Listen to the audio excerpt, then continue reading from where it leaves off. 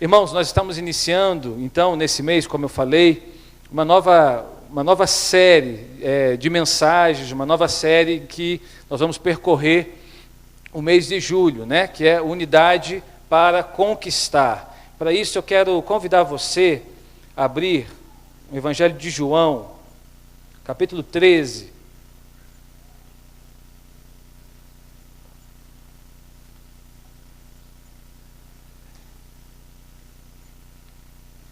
Evangelho segundo João, capítulo 13, os versos 12 a 15, e depois nós vamos ler o capítulo 17, dos versos 21 a 23. João 13, do 12 ao 15, e o capítulo 17, dos versos 21 a 23. E a primeira palavra dessa série, na verdade, começou hoje já no culto das 8, né? E eu quero trazer para você, servindo em unidade. Servindo em unidade. A gente vai percorrer um pouco, ao longo desse tempo, alguns princípios aí contidos nesse texto. Tá? Mantenha a sua Bíblia aberta em João 13, nós vamos destacar alguns versículos aí. Diz assim, a partir do verso 12: Quando terminou de lavar-lhes os pés, Jesus tornou a vestir a sua capa e voltou ao seu lugar. Então lhes perguntou: Vocês entendem o que lhe fiz? Vocês me chamam Mestre e Senhor, e com razão, pois eu sou. Pois bem, sendo eu Senhor e Mestre de vocês, lavei-lhes os pés. Vocês também devem lavar os pés uns dos outros. E eu lhes dei o exemplo para que vocês façam como lhes fiz. Agora abra comigo, capítulo 17, versos 21 a 23. Vira a página aí da sua Bíblia. Para que todos sejam um, Pai, como tu estás em mim, e eu em ti, que eles também estejam em nós, para que o mundo creia que tu me enviaste. Dê-lhes a glória que me deste, para que eles sejam um, assim como nós somos um. Eu neles e tu em mim, que eles sejam levados à plena unidade, para que o mundo saiba que tu me enviaste e os amaste, como igualmente me amaste. Eu vou ler de novo o verso 23. Eu neles e tu em mim, que eles sejam, Jesus está orando por nós aqui. Ok? No capítulo 17, é a oração sacerdotal de Jesus. Jesus ora por ele mesmo, Jesus ora, uma prestação de contas que ele faz ao Pai. Jesus ora pelos discípulos e Jesus ora por aqueles que haveriam de crer, ou seja, eu e você. Ok? Jesus está orando por aqueles que ainda haveriam de crer, que seriam impactados pelo movimento dele, pela palavra que ele tem. Que eles sejam levados à plena unidade. Eu vou trocar um pouquinho aí. Que a Igreja Metodista Central em Petrópolis seja levada à plena unidade, para que o mundo, ou seja, para que a cidade de Petrópolis saiba que tu me enviaste e os amaste como igualmente me amaste. Você pode dizer amém? Essa palavra é para nós, irmãos.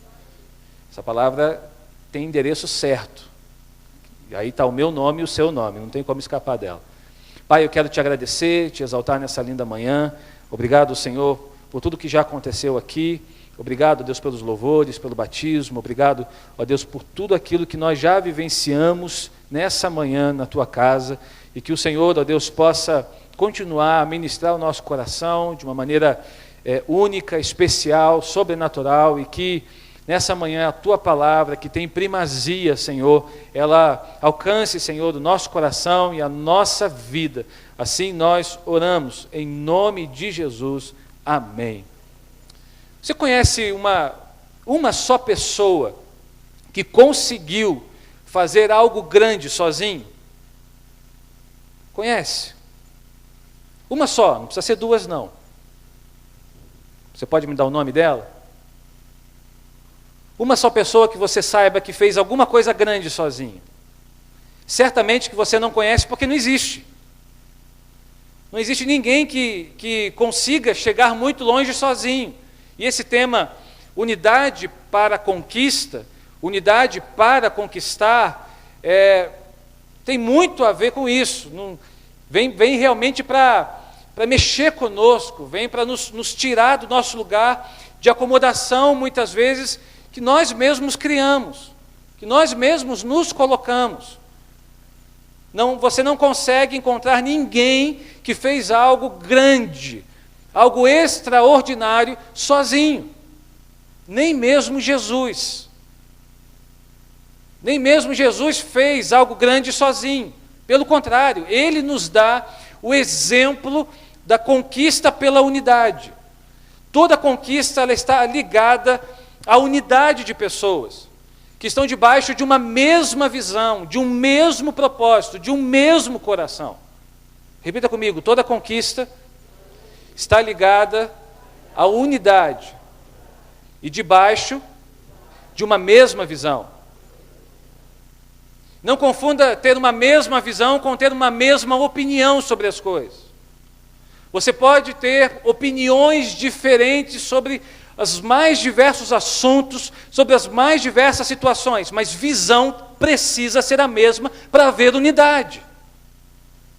Por exemplo, eu gosto muito de usar o exemplo de casais, né?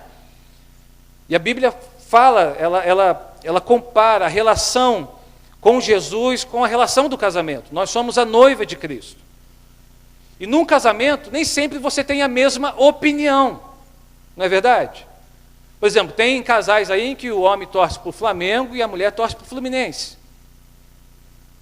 Não sei como é que acontece esse negócio, mas acontece, não é? Um é botafoguense e o outro é vascaíno. Misericórdia, esse casal está perdido, né?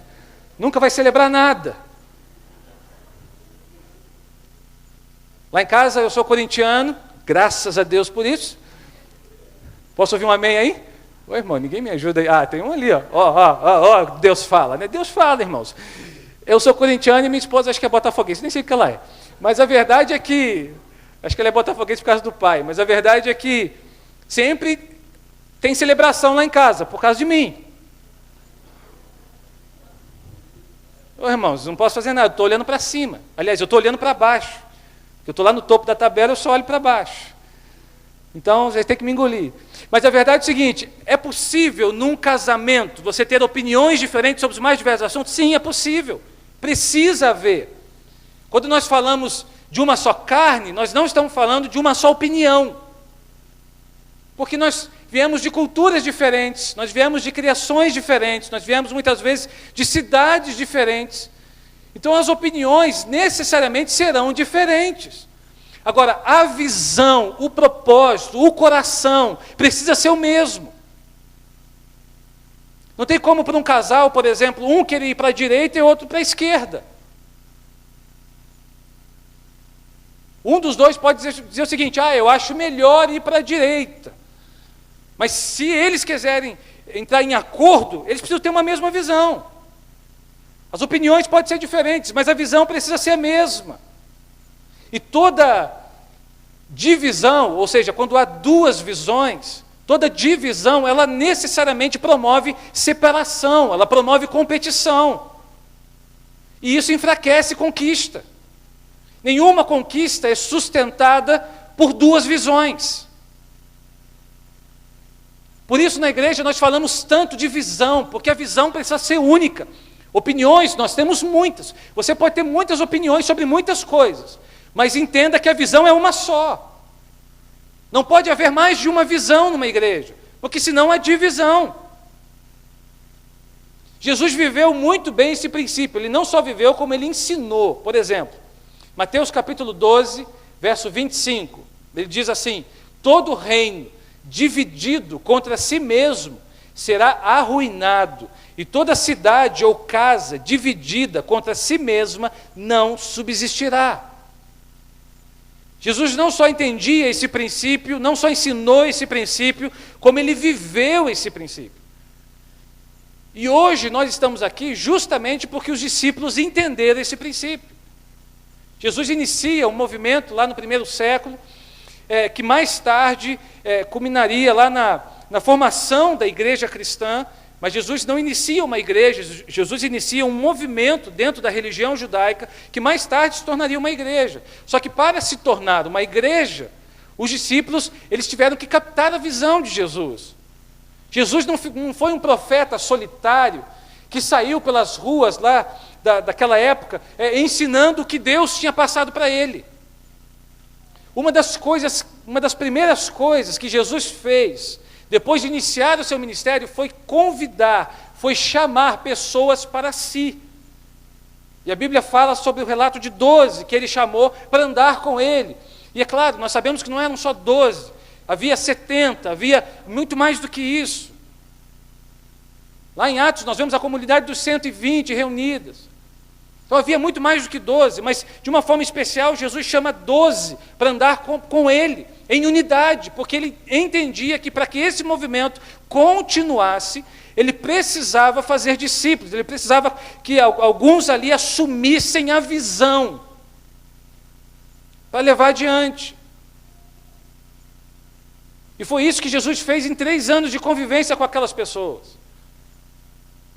E ensinou vários princípios. Eu quero aqui, à luz desse texto, trabalhar 2 princípios que estão unidos, que estão juntos, que é o princípio do serviço e da unidade.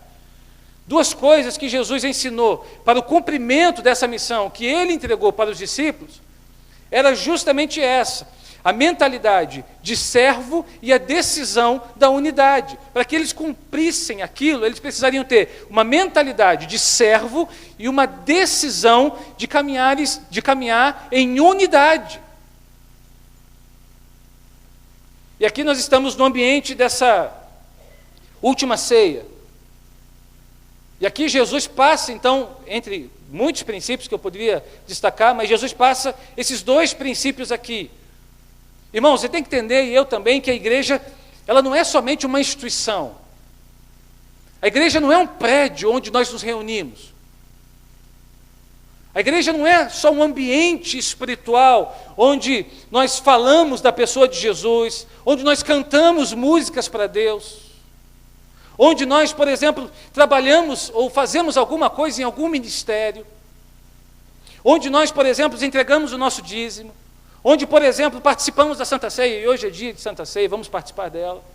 Mas a igreja não é só isso.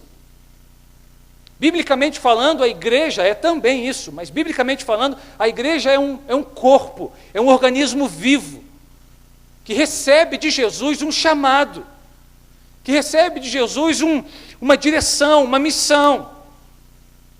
A igreja, como organismo vivo, ela recebe de Jesus um chamado e um legado. Diga comigo, chamado e legado. O chamado do serviço e o legado para viver em unidade. Jesus viveu em unidade e passou esse legado para os discípulos, que deveriam passar para os seus discípulos, e assim por diante. A unidade, ela faz parte da essência da igreja. A unidade, ela faz parte do movimento lá, primeiro da igreja, que Jesus mesmo estabeleceu. O capítulo 13, no Lava-Pés, Jesus fala de serviço e de unidade. E eu vou mostrar isso para vocês aqui nessa manhã. Jesus aproveita essa oportunidade que ele tem, e Jesus sempre fez isso ao longo dos 3 anos dele, de ministério. Ele aproveita essa oportunidade para ensinar os discípulos, afinal de contas, ele está formando ali uma igreja. Ele está formando os discípulos para levar adiante o que ele entregou. E essa imagem do lava-pés é muito interessante. Era uma prática comum na época, não comum na nossa época, mas naquela época era muito comum, as pessoas andavam descalças ou de sandálias abertas, então por estradas empoeiradas, clima seco, quente. Então era comum, por exemplo, quando você chegava numa casa, a pessoa da casa te oferecer uma água para você lavar os seus pés. Isso trazia para a pessoa conforto, era uma questão de higiene, mas era também uma questão de purificação. Geralmente eles faziam isso também antes das refeições. Então era comum, Jesus usa de uma cultura, A Bíblia está inserida dentro de uma cultura, Jesus usa de algo comum para estabelecer princípios eternos. Hoje, ele não nos mandou continuar lavando os pés. A gente não precisa fazer mais isso. A gente faz de uma forma simbólica, né? Como já fizemos isso aqui na igreja, mas de uma forma simbólica. Agora, os princípios são eternos, os princípios permanecem. E quando, por exemplo, o anfitrião tinha um pouco mais de recurso, ele certamente tinha um escravo que trabalhava para ele na sua casa. Então, esse ritual de lavar os pés era do escravo. O anfitrião oferecia o escravo para lavar os pés da pessoa que chegasse ali. Eu não sei se vocês estão me acompanhando. Estão comigo, irmãos? Então Jesus, ao lavar os pés dos discípulos, executa a tarefa de um escravo, a tarefa de um serviçal, a tarefa de um servo. Quando Jesus está lavando os pés dos discípulos, Jesus está, em outras palavras, usando da posição de um servo, de um escravo, para passar uma lição para os discípulos. Servindo em unidade. Além disso, nós temos no lava-pés, só abrindo um parênteses aqui, dois outros significados impressionantes, que é o significado teológico. Por exemplo, Jesus está se auto-humilhando e está servindo os discípulos. Se você ler com mais atenção, Jesus está indo para Jerusalém. De alguma maneira, no lava-pés, Jesus está dizendo o que haveria de acontecer com ele. Porque na cruz foi exatamente isso que ele fez. Ele se humilha em prol de servir a humanidade. Então há um significado teológico aí no lava-pés muito interessante que Jesus está sinalizando para os discípulos. Eu estou me humilhando aqui, mas lá em Jerusalém eu vou me humilhar de uma forma muito mais ainda profunda do que essa aqui. Mas eu estou mostrando para vocês que eu não vim aqui para ser servido, mas eu vim aqui para servir vocês. E vou servir vocês de uma forma impressionante. Além também do significado da purificação, porque na cruz, nós somos, pelo sangue de Jesus, nós somos purificados de todo pecado. Nós somos lavados pelo sangue puro do Cordeiro. E além de um significado prático, porque a Bíblia diz que Jesus lava os pés dos discípulos para que eles também reproduzissem isso nos outros discípulos, para que eles lavassem os pés uns dos outros. Só que não sei se você já percebeu, quem toma a iniciativa de lavar os pés aqui é Jesus. Os discípulos, eles estavam vindo de Betânia, provavelmente cansados, com seus pés todos empoeirados, sujos, desconfortáveis, e eles ficam ali esperando. Ninguém toma a iniciativa de lavar os pés. Eles sabiam dessa cultura. Eles sabiam, irmãos, porque isso era uma coisa muito presente na vida deles. Eles sabiam, ao chegar no lugar, eles teriam que fazer isso, mas ninguém faz nada. É como se eles ficassem esperando. E aí, quem que vai ser o servo aí? Quem é que vai lavar? Quem é que vai se tocar e vai começar a lavar os nossos pés? Porque servir, irmãos, nem sempre é simples. Ser servido é muito simples. Nós gostamos muito de ser servidos. Nós gostamos muito de ter sempre alguém para nos servir, para fazer alguma coisa para nós. E com os discípulos não era diferente, mas eles não tomam iniciativa, é Jesus que toma a iniciativa. E ao tomar a iniciativa nos ensina preciosas lições. Eu quero compartilhar com você algumas delas. Para servir em unidade, para viver uma conquista nunca antes vivenciada por nós, para viver coisas maiores na nossa vida, em unidade, como igreja, para atender o chamado do serviço e o legado da unidade. Primeiro, entenda que não há como servir em unidade sem renunciar. Alguém pode dizer um amém para me ajudar aí? Diga comigo, não há como servir em unidade sem renúncia. Versos 13 e 14, acompanhem comigo. Vocês me chamam mestre e senhor, e com razão, pois eu sou. Pois bem, olha o que Jesus disse: se eu, sendo senhor e mestre de vocês, lavei-lhes os pés. Segura aí que eu vou A segunda parte eu falo depois. Mas olha o que Jesus disse, você prestou atenção? Eu, sendo Senhor e Mestre de vocês, lavei-lhes os pés. Não é a tarefa do Senhor, e muito menos do Mestre, lavar os pés. É a tarefa do servo, é a tarefa do empregado, é a tarefa do escravo. Aqui está claro para mim que Jesus renuncia, nesse momento, a sua posição de Senhor e Mestre para ensinar um princípio, para ensinar uma lição. Jesus desce, por um instante, do seu status ali. Jesus se coloca numa posição abaixo da qual ele veio, para ensinar um princípio, que é o princípio da renúncia. Não há como caminhar em unidade, irmão, sem renúncia. Não há como caminhar em unidade onde a sua opinião vai prevalecer sempre. Não há como caminhar em unidade, irmãos, e quando nós não renunciamos sentimentos, renunciamos opiniões, renunciamos, quando não há renúncia de vaidade, da nossa carne, da nossa maneira de pensar, do nosso tempo. Se você quer assumir o legado da unidade para você, então, meu irmão, minha irmã, você vai precisar renunciar em alguns momentos da sua vida. Vai renunciar à sua forma de ser, vai renunciar à sua cultura, vai renunciar à sua maneira de entender as coisas, vai renunciar à sua maneira de se colocar, de falar, vai ter que renunciar uma série de coisas em prol de que o outro caminhe do seu lado. Tem coisas que não tem como você caminhar em unidade e você manter aquilo que você trouxe sempre na sua vida. Mas isso é muito difícil às vezes para a gente. Mas uma igreja que se dispõe a servir e andar em unidade precisa estar disposta a fazer renúncias. E eu estou dizendo uma coisa para você nessa manhã. Nem sempre a sua opinião, a sua visão será correspondida. Você escolhe. Se você deseja continuar em unidade ou se você deseja seguir um outro caminho. Deixa eu dizer uma coisa para você muito especial. Como pastor dessa igreja, eu prefiro separação do que divisão. Eu prefiro separação do que divisão. Sabe por quê? A separação é bíblica. Vou te dar alguns exemplos. Paulo e Barnabé, por exemplo. Chega um momento da história dos dois que eles decidem se separar, porque não dava mais, a opinião estava muito diferente.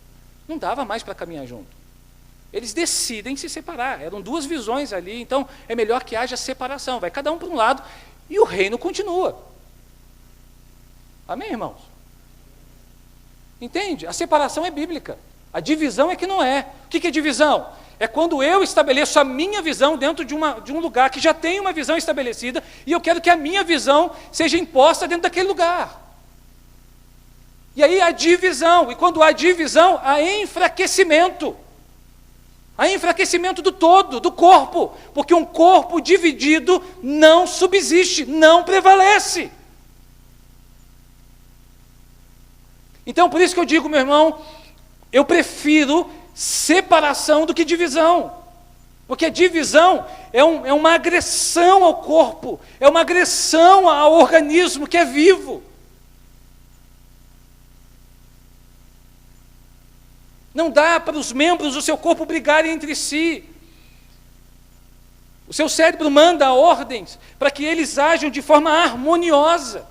Uma hora é para você pisar com a esquerda, outra hora é com a direita. Não dá para a esquerda querer tomar o lugar da direita.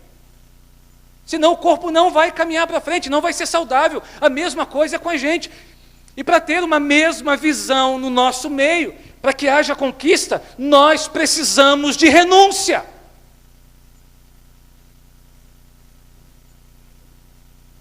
Romanos capítulo 14, versos 18 e 19. Aquele que assim serve a Cristo é agradável a Deus e aprovado pelos homens. Verso 19.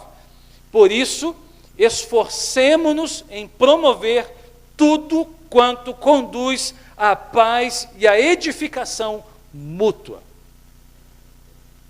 Em outra tradução diz, no que depender de vós, do que depender de mim, tenham paz com todos os homens. Não há como estabelecer uma cultura de paz, de honra, sem uma cultura de renúncia. Sabe aquela história de que Deus estabelece para nós pessoas no nosso caminho, e se a gente quiser caminhar com elas, precisa haver uma atitude mútua de ambas as partes? É assim. Se não, compre uma ilha, bota nela o teu nome e vai viver nela. Faça daquele lugar o seu lugar. Ninguém. E aí não bota ninguém lá com você, porque aí senão vai dar crise de novo. Entende? Porque senão vai virar. Onde tem duas pessoas vai dar crise de novo. É isso que muita gente não entende na igreja, irmãos. Muita gente na igreja acha que as muitas visões têm que prevalecer. Não, é uma visão só. Deus não deu muitas visões para a igreja, Deus deu uma só. E aí você escolhe se você se encaixa nessa visão ou não. É tão difícil isso, irmãos? Sim ou não? Sim ou não? Não, não é difícil de entender isso, né? É difícil de praticar. Por isso que existem muitas igrejas, e eu não sou contra isso. Cada lugar tem uma igreja diferente, amém, porque existem pessoas que se encaixam em visões diferentes. A nossa igreja não vai ter uma outra visão. Deus já nos deu uma visão que é uma visão de discipulado, que é uma visão de células, que é uma visão de ganhar vidas. A visão é essa, entende? A visão que Deus está nos dando é essa. E você é convidado, e eu também, a caminharmos juntos, em unidades, nesse propósito. Não tem outra visão. A visão está espalhada por aí, lá embaixo, o nosso bispo, que não é que nós criamos, o nosso bispo Paulo, que nos entregou isso. Está lá embaixo, na entrada da garagem, a visão que Deus deu a ele. Nós seríamos insubmissos, entende? Olha como isso é grave. Nós seríamos insubmissos se nós, como igreja, quiséssemos caminhar numa outra visão. Então não é uma coisa que nós inventamos, não é uma coisa que surgiu na cabeça de nós, pastores, é uma coisa que Deus já foi entregando de uma forma hierárquica, e agora chegou na gente. Agora não, já tem um tempo, né? Chegou na gente, e a gente não vai caminhar por outra visão. A visão da nossa igreja é essa, irmãos. Essa é a igreja que Deus nos chamou para ser, nos dias de hoje. Mas tem várias igrejas aí com visões diferentes. Por isso que eu acho legal a pluralidade do Evangelho. Deus não proíbe isso, por isso eu acho legal. Mas onde há separação, ali, onde há divisão, ali não há bênção de Deus. Segunda coisa, então a primeira coisa é renúncia. Tem coisas na nossa vida que nós precisaremos renunciar para caminharmos numa mesma visão. Amém? Pegou aí? Segunda coisa, para servir em unidade. Essa é um pouco difícil. Considere os outros mais importantes do que você mesmo. Diga para a pessoa que está perto de você, diga assim, você é mais importante do que eu.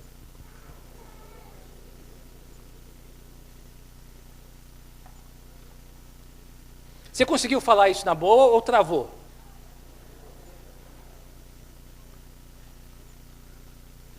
Fala para o outro, para ele não ficar com ciúme. Você falou para um lado, né? Fala para o outro assim, ó, a preferência é sua. Ah, você se comprometeu, hein? Grava o nome dessa pessoa aí, ó. A preferência é sua. Vai que você encontra com ela no trânsito, hein? A preferência de quem? É do outro. Então grava bem o rostinho dele aí. Verso 14, a segunda parte diz assim, ó, vocês devem lavar os pés uns dos outros. Olha só, eu vou explicar aqui. Jesus está naquela posição e ele diz assim, ó, sendo eu Senhor e Mestre, me disponho a lavar os pés de vocês. Ou seja, eu renuncio à minha posição por causa de vocês. Eu renuncio. Agora, vocês devem lavar os pés uns dos outros. Por quê? Quando eu lavo o pé de alguém, é o servo que lava o pé do Senhor. Numa ordem de importância, o Senhor é mais importante do que o servo. Entende? Então, o que eu estou dizendo quando eu lavo os pés de alguém? Eu estou dizendo que essa pessoa, a qual eu estou lavando os pés, ela é mais importante do que eu. Por isso que eu digo, para caminhar em unidade, É preciso ter um entendimento de que o outro é mais importante do que eu. E isso para nós, irmãos, é uma crise. Porque nós somos ensinados no mundo totalmente o oposto. Mas olha o que a Bíblia diz, Filipenses capítulo 2, verso 3. Nada façais por partidarismo ou vanglória, ou seja, glória para si, mas por humildade, considerando cada um os outros superiores a si mesmo. Não foi eu que disse, não é um princípio que o pastor Augusto inventou, está na Bíblia. Considerando os outros superiores a si mesmo. Ou seja, o teu irmão é mais importante do que você. Mas não é que ele tem mais qualidade que você, entende? É uma consideração pessoal, você considerar o outro mais importante do que você. É um processo de cadeia. Porque assim como você faz isso, a Bíblia nos instrui que o outro deve fazer o mesmo. Então você também vai ser mais importante em algum momento. Entende? Mas sem ficar prestando atenção nisso, é prestar atenção na sua atitude. Agora, não é difícil encontrar pessoas que se consideram melhores e mais importantes do que outras. Certamente você conhece alguém assim, que se considera o último biscoito do pacote, não é? A última traquinas do pacote, o último passatempo do pacote, o último cookie do pacote. Cookie é uma delícia, né, irmãos? Meu Deus! Quando eu abro o armário lá de casa e vejo que acabou o cookie, eu fico com raiva. E aí esse princípio bate, tá vendo? Você não é o mais importante, não. Quando eu tiver filho vai ser uma briga. Mas tem gente que se considera o suprassumo. E a nossa sociedade aí fora, ela nos ajuda a ter esse tipo de entendimento, porque ela avalia a grandeza por critérios humanos. Vou te dar um exemplo, alguns exemplos. É grande quem exerce muito poder, por exemplo, sobre os outros. É grande quem tem um cargo importante numa empresa. É grande quem tem muitos títulos, qualificações hoje em dia. É grande quem tem muito dinheiro. É grande quem recebeu muitas curtidas lá na página do Facebook. Tem gente que posta alguma coisa e fica lá avaliando quantas curtidas ele recebeu. Ah, aumentou. Ah, por que não é mais do que isso? É grande quem tem muitos seguidores hoje em dia, lá no Instagram, no Twitter, sei lá onde. É grande quem se destaca hoje em dia, mas, irmãos, no reino não é assim. O mundo está cada vez mais hedonista. O mais importante sou eu, é o que eu desejo, é o que eu preciso, é o que eu sinto, é o que eu penso, é o que eu quero, e agora?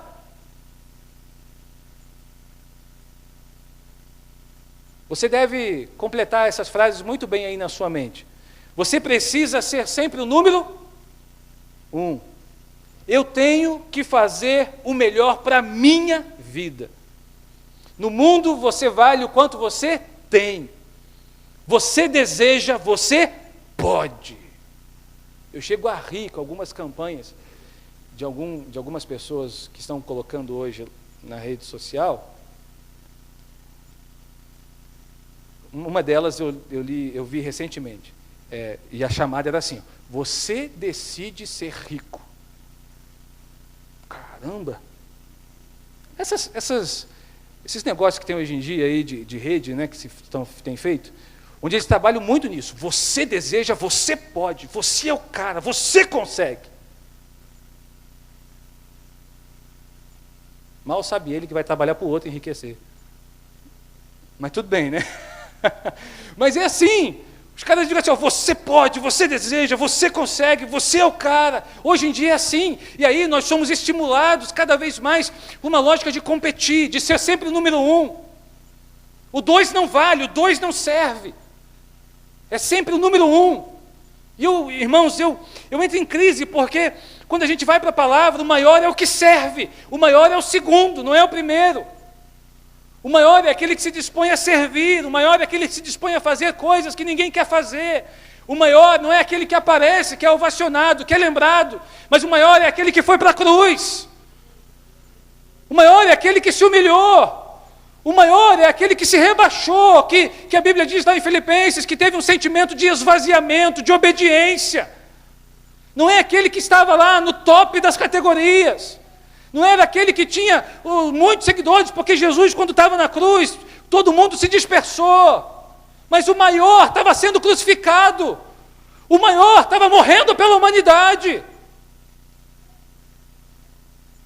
E eu fico indignado, irmãos, quando esses valores são invertidos, até mesmo no nosso meio, dentro da igreja, onde nós queremos os destaques, onde nós queremos ser os maiores, onde nós queremos ser lembrados, onde nós queremos sempre estar assim, sabe, à vista das pessoas.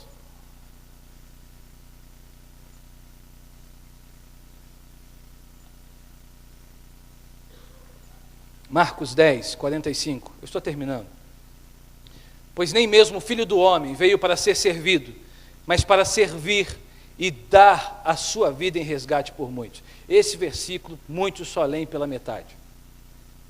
Eles leem assim, muito feliz. Mas nem mesmo o Filho do Homem veio para ser servido, glória a Deus, mas para servir, aleluia, o Filho do Homem veio para servir. A segunda parte, e dar a sua vida em resgate por muitos. Aí nós vamos, abra comigo, quero que você abra a sua Bíblia.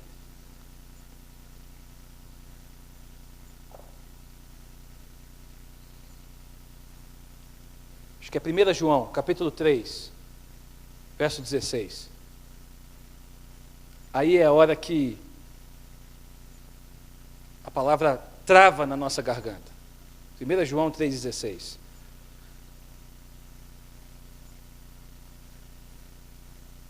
Você conhece muito João 3,16, né? 1 João 3,16. Nisto conhecemos o que é o amor. Jesus Cristo deu a sua vida por nós. Quem que não consegue vibrar com um texto desse, né? Segunda parte. E devemos dar a nossa vida por nossos irmãos. Quantos conseguem dizer amém aí? Jesus Cristo deu a sua vida por você, para que você dê a vida pelo seu irmão. Algumas coisas que esse sentimento provoca em nós, algumas coisas que, quando nós não somos movidos por esse sentimento de considerar o outro mais importante do que nós, primeiro, provoca em nós um alto grau de confiança em nós mesmos. Por exemplo, muitos dizem assim, nas suas orações, não de uma forma explícita: Deus é um privilegiado por me ter como seu seguidor. E muitas vezes nós dizemos isso, não com as nossas palavras. Diga comigo, as minhas atitudes falam muita coisa. Tem gente que tem um discurso de que, não, eu não preciso disso, pastor. A minha vida é servir, pastor. Eu quero ser o menor, pastor. E faz até um joguinho assim, pastor, eu quero ser o menor. Não lembra de mim não, pastor. Mas na hora, pastor, por que o senhor não citou meu nome? Por que o senhor não me colocou nessa posição?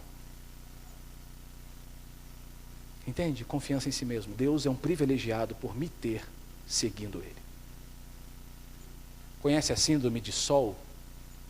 A pessoa crê que tem luz própria e que todos devem girar em seu redor. Espero que não tenha ninguém aqui nessa igreja com síndrome de Sol, em nome de Jesus. Amém, irmãos? 1 Coríntios 12, 22, os membros do corpo que parecem ser mais fracos são necessários. Eu termino com um terceiro princípio nessa manhã. Além de renúncia e de considerar os outros mais importantes do que nós mesmos, para viver uma vida de unidade e serviço, nós precisamos assumir um estilo de vida doador. Diga comigo, eu fui chamado para doar e não para cobrar. Você entendeu isso? Você foi chamado para doar e não para cobrar. Verso 15 do capítulo 13 de João. Jesus falando, eu lhes dei o exemplo para que vocês façam como lhes fiz. Irmãos, de uma vez por todas, entenda, Deus sempre nos ensina o caminho da doação. Carlos Alberto Bezerra diz o seguinte: o verdadeiro cristianismo é o da entrega e o do serviço ao próximo. Você gosta de cobradores? Tem alguém aqui que é apaixonado por cobradores? Ai, pastor, eu gosto de gente que me cobra, eu adoro isso. Irmãos, vamos conversar depois, tá? Vamos conversar, eu te dou meu cartão. Ninguém aqui gosta de cobrar. Nós não fomos chamados para cobrar, irmãos, e muito menos também para gostar de cobradores. Nós somos chamados para seguir o exemplo de Jesus. E qual é o exemplo de Jesus? É o exemplo da doação. Jesus não é um cobrador que fica o tempo todo nos cobrando atitudes novas. Jesus não é um cobrador que fica o tempo todo exigindo de nós atitudes novas. O caminho de Jesus é o caminho da doação, é o estilo de vida doador. Então, se você tem sido um cobrador, largue mão desse papel, abra mão desse papel de cobrar todo mundo o tempo todo, de projetar nos outros a sua insatisfação. Tem muitas pessoas, irmãos, que cobram mudança nos outros, mas na verdade ele está projetando nesse outro o que ele não consegue dar conta de ser e de fazer. Tem pessoas que cobram o tempo todo do outro ser uma pessoa diferente. Ah, você precisa ser diferente, você precisa falar de uma forma diferente, você precisa se vestir diferente, você precisa ser isso, mas o tempo todo cobrando. Na verdade, ele está projetando alguma coisa que ele não consegue ser. Deus não gosta de cobradores. O próprio Deus não é um cobrador, Ele não vai te cobrar nada. Ele não vai te colocar contra as paredes, Ele vai te mostrar princípios, Ele vai te mostrar caminhos, a escolha é sua e é minha. Se você quer viver em unidade, em serviço, se você quer realmente servir alguém, sirva sem esperar algo em troca. Ah, pastor, mas eu fiz tanto por aquela pessoa, ele nem lembrou de mim. Ah, pastor, mas eu fiz isso por ele, quando tinha que fazer para mim, ele nem lembrou de mim. Agora que eu estou precisando, ele me vira as caras. Meu irmão, diz uma coisa para mim: quem disse que você foi chamado para ser recompensado? Quem disse que eu e você, nós servimos para ser recompensados? Quem te falou isso? Onde está escrito? Qual é a garantia? Então, por favor, antes de servir alguém, faça um contratinho. E pede para a pessoa assim: olha, eu estou te servindo aqui, estou te ajudando, mas quando eu precisar, você vai ter que me ajudar. Ou então diminua a sua expectativa. Porque servir no reino é servir sem ser lembrado. Servir no reino em unidade é servir sem ser reconhecido, sem ser lembrado, sem ser ovacionado. Assim como Jesus fez, ele diz: eu deixei o exemplo, façam vós também. Quais os pés você já lavou? Quantos pés você já lavou no dia de hoje? Mas o que nós mais sabemos é cobrar das pessoas, não é? Ah, mas não está direito isso aqui. Ah, mas não foi feito da forma como eu disse que tinha que fazer. Ah, mas não é desse jeito que eu quero. Ah, mas você não muda nunca. Você não faz nada certo, você não faz nada diferente, você não faz nada disso, você não faz nada daquilo. Filipenses, abra comigo, por favor, e nós terminamos com esse texto. Filipenses capítulo 2, verso 5 e verso 7. Filipenses 2, 5 e 7.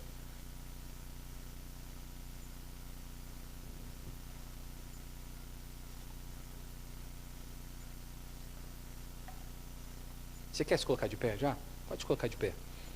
A gente já vai passar para a Santa Ceia. Filipenses capítulo 2, versos 5 e 7. Está aberto aí comigo? Amém? Diz assim, talvez a minha tradução seja um pouco diferente da sua, né? Seja a atitude de vocês a mesma de Cristo Jesus. Verso 7. A si mesmo. Verso 5 diz, seja a atitude de vocês a mesma de Cristo Jesus. Ok? Verso 7. A si mesmo se esvaziou, assumindo a forma de servo. Qual deve ser, então, a nossa atitude? Hein? Se esvaziar. E nos esvaziando, nós assumimos a forma de servo. E quando assumimos, e é isso que eu quero que você saia no teu coração nessa manhã, quando nós assumimos a forma de servo, nós andamos em unidade. Porque se o seu coração é de servo, a preferência sempre vai ser do outro. Se o seu coração é de servo, você vai reconhecer mais do que querer ser reconhecido. Se o seu coração é de servo, meu irmão e minha irmã, quando alguém te chamar para fazer alguma coisa abaixo de onde você está, você vai fazer com alegria. Porque o teu coração é de servo. Entende? Jesus não subiu para a cruz com tristeza. Com dor, sim. Aflição, sim. Mas com tristeza, não. Jesus sobe para a cruz na certeza de que estava cumprindo a vontade do Pai. Entenda de uma coisa. Não há conquista sem unidade. Sem unidade, a gente vai ficar patinando aqui, ó. Patinando. No mesmo lugar. Sabe por que muitas vezes nós não avançamos? Por conta de divisão. Por conta de não unidade. Isso é um problema nas 99% das igrejas. Fique tranquilo. Não é só com a gente, não. Mas sabe o que acontece muitas vezes? É isso. Nós não conseguimos entender que a unidade não tem a ver com concordar com a opinião, mas tem a ver com seguir a mesma visão. Nós não conseguimos entender isso. Não há conquista sem unidade. Não há como você chegar diante dessa mesa em desunidade com algum irmão. Não há como você chegar diante dessa mesa aqui, ó, e lembrar que Jesus, há mais de 2000 anos atrás, se entregou na cruz, deu a vida por você, para que você também dê a vida pelo seu irmão. Aí você chega aqui com o coração egoísta, orgulhoso. É o outro que está errado. É ele que tem que pedir perdão para mim. Eu não fiz nada. Na verdade, quando eu e você, nós dizemos um negócio desse, não tem nada resolvido em nós. Ah, eu estou bem, estou bem. Ele não me pediu perdão, mas eu estou bem. Estou bem, é ele que tem que pedir perdão a mim, eu não vou falar com ele não, é ele que tem que pedir perdão a mim. Irmão, você percebeu que às vezes nós estamos assumindo a forma lá de fora de ser? Nós pisamos nas pessoas, nós queremos sempre estar no topo da lista. O que eu quero, o que eu posso, o que eu consigo. Quando na verdade isso aqui fala sobre se rebaixar, se renunciar, sobre servir. Eu não tenho como me aproximar dessa mesa aqui sem entender que o que Jesus fez e que me pede para fazer é renunciar todo o meu eu, todo o meu ego, tudo aquilo que eu mesmo coloco como trono na minha vida. Por isso eu quero chamar você para orar. Onde você está, feche os teus olhos. Fique à vontade. Se você quiser ficar de pé, se ajoelhar, sentar. Mas nessa hora, eu quero convidar você a fazer uma avaliação da sua vida.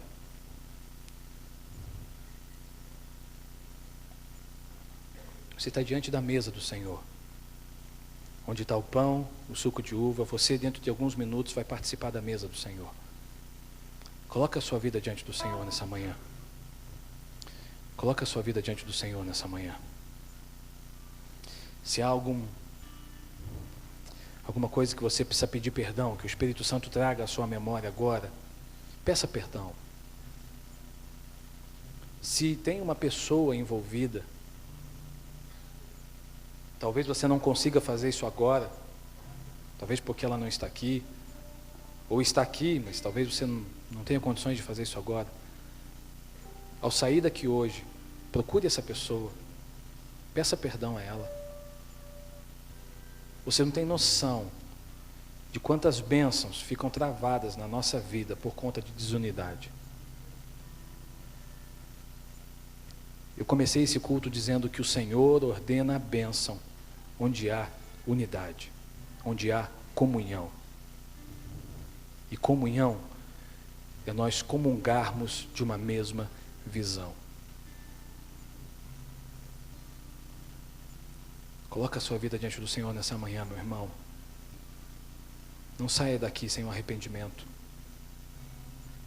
Não saia daqui sem um conserto, sem a bênção de Deus.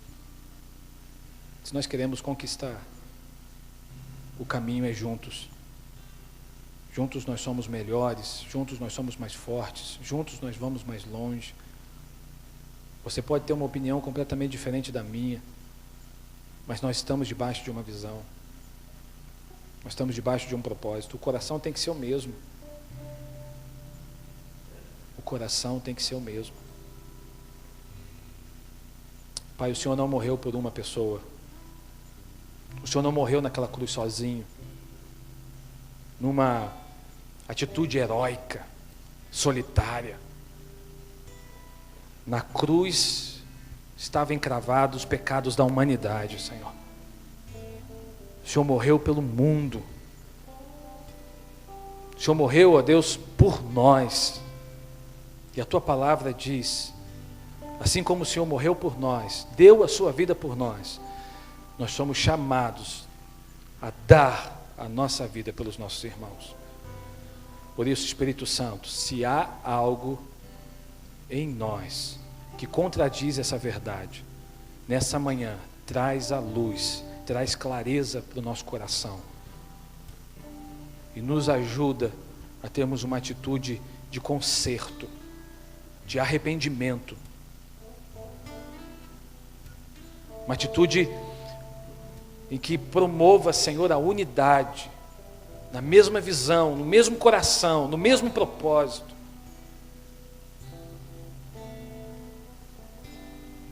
Não há duas visões, Senhor, para um povo que quer viver conquista. Nos ajuda, Senhor, a participarmos da Tua mesa nessa manhã, com o nosso coração limpo. Consagra, Senhor, o pão e o suco de uva.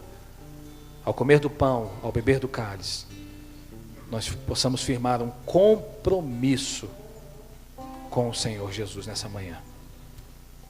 Assim nós oramos em nome de Jesus. Amém.